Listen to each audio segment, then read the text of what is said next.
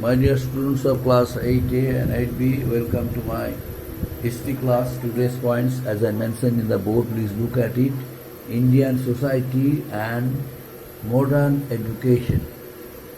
Conservative society and its impact. Benefits of the British. Benefits of a section of Indian people and conclusion. The first one, Indian society and modern education. Indian society and modern education. The British introduced modern education for the growth of Indian education. That modern education meant education through the system of Western learning, Western style, Western process. And this system was known as Western education. It was introduced by the British in India. But after that introduction, the British felt that a section of people were not interested to be educated through the Western system of education because of their own traditional system of education. They wanted to be educated through their old and traditional system of education as as mother tongue, as regional languages. The regional languages as its medium of instructions. That's why they did not cooperate with the British system of education. That's why in the year 1844, when the British passed an act in order to spread higher education in India and sanctioned and granted a sum of rupees 1 lakh rupees, the British, due to non-cooperation and non-cooperative attitudes of the Indian people, the British could not spend that much amount of money. But after a long years gap, the British felt that many Indians had curiosity of the Western system of learning and education. That's why that should be better for them to make an attempt or make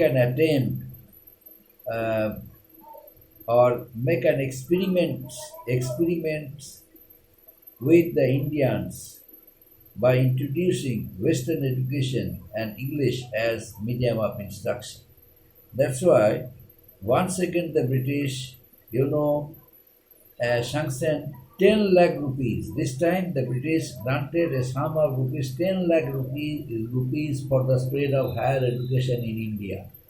And as a result, many Indian people, they came forward and showed their keen interest to receive Western education. So it was a great,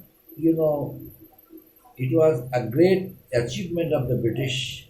Ultimately, they are able to get them convinced, and ultimately they are able to make them agree for accepting the system of education of the Britishers. Apart from this, the Britishers also encouraged Indian people to be educated through Western system of education as English medium of instruction, so that they could be appointed in the government jobs.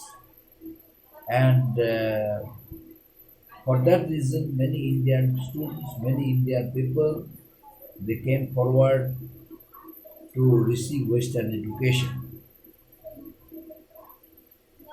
But another point is that conservative society and its impact. But when that section of people received Western education, the conservative society and its people did not show their interest to receive Western education, but they favored the traditional system of education. Why? Because they did not want to be educated through the medium of instruction English, but their regional and mother tongue, their mother tongues or regional languages. That's why the British did not want to make uh, any pressure on that very group of people. The British also allowed them to be educated the through the traditional system of education uh, uh, regional languages, regional languages, mother medium of instructions, and so um, there were two groups. The interested people of India were divided into two groups: traditional groups and traditional groups and advanced groups or modern groups. Traditional groups favor traditional education and modern groups favor Western education.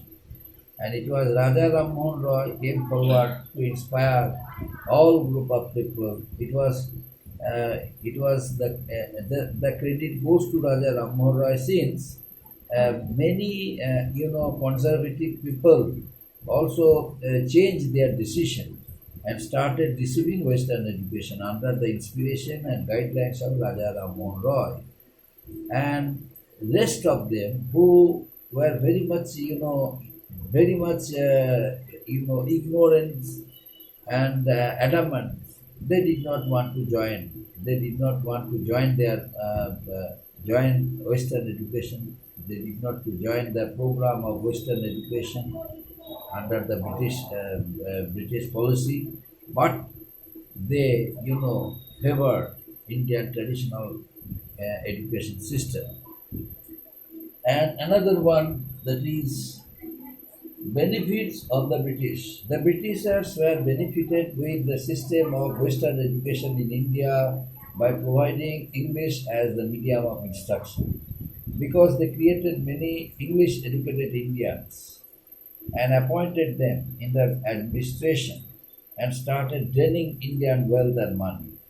Because many Europeans who used to come from abroad and were appointed in the British administration, as soon as the process of appointing Indian educated English learning people as higher officials or high officials in the administration, the process of appointment from England was temporarily stopped because the British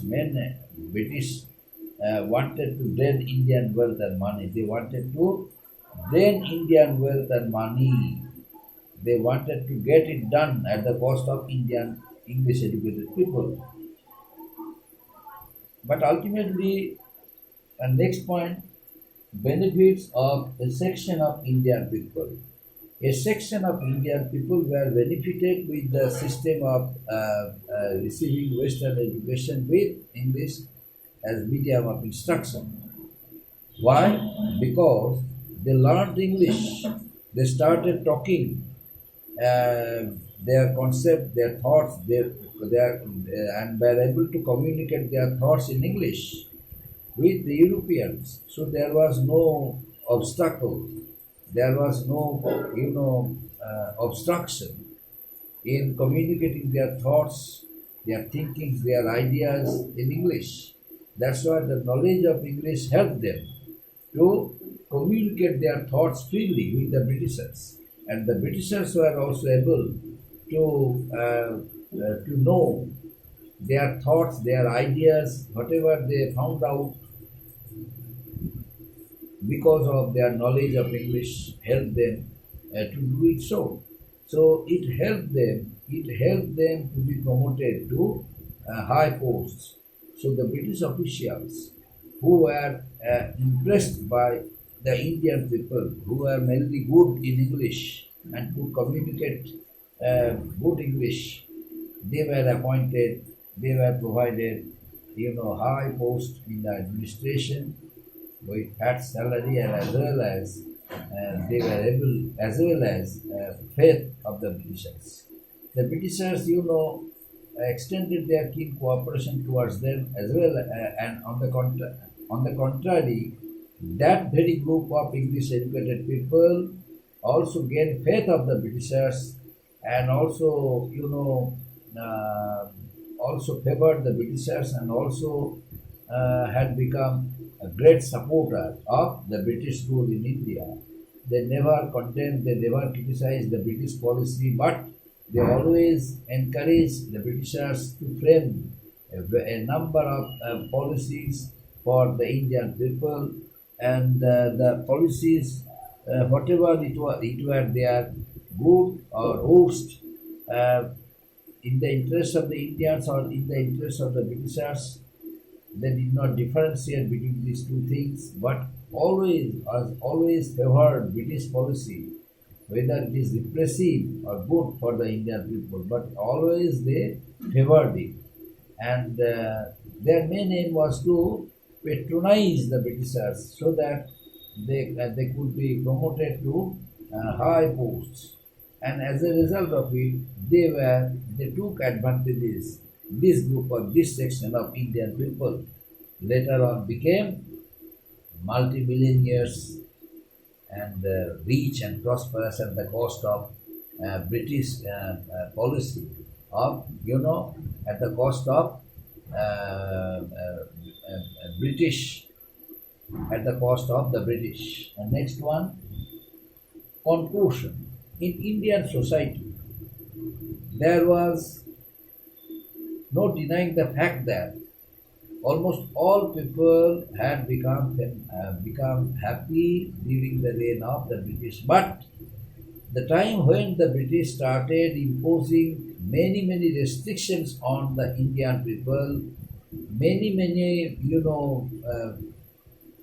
many oppressive policies. They started passing many oppressive policies. A section of Indian people who are basically educated in English, they now realized the intention of the British, the motive of the British. They felt that, increasing their salaries, providing them, high posts, uh, as they could speak good English. It was not the credit of the Britishers, but it was a strategy of the Britishers. They wanted to get them involved in the process of making the Britishers well established, well accepted as a ruler throughout the country. It was the main aim, it was the main intention of the Britishers. But their main aim was to drain Indian wealth and money in order to make their country rich and prosperous. That's why that group of people in course of time left British jobs and joined Indian national movement, because they realized that their first motto should be make the country free of British control. They needed immediate liberty. They needed immediate freedom, and that very freedom would be possible only when they would join Indian national movement. They would organize freedom. They would organize meetings in order to establish the influence of the Indian people against the British, in order to stop the British passing oppressive rules, oppressive laws. The humiliation of the Indian people, harassment of common people, got their eyes opened. These educated Indian people were known as enlightened people. That group of people decided that their main motto was to serve the motherland, but not the Britishers, because they almost all were from rich families. That's why they gave importance to the of need for our motherland. And then they started organizing a number of revolts, number of agitations, number of meetings against the Britishers in order to draw the attention of Indian common people. Only because of this reason, India and Indian people ultimately, both traditional Orthodox people and uh, modern sentiment, modern people, those who have basically believed in modern theory, both this group of people, joined their hands together and started fighting against the British unanimously for the fall of the motherland up to this point.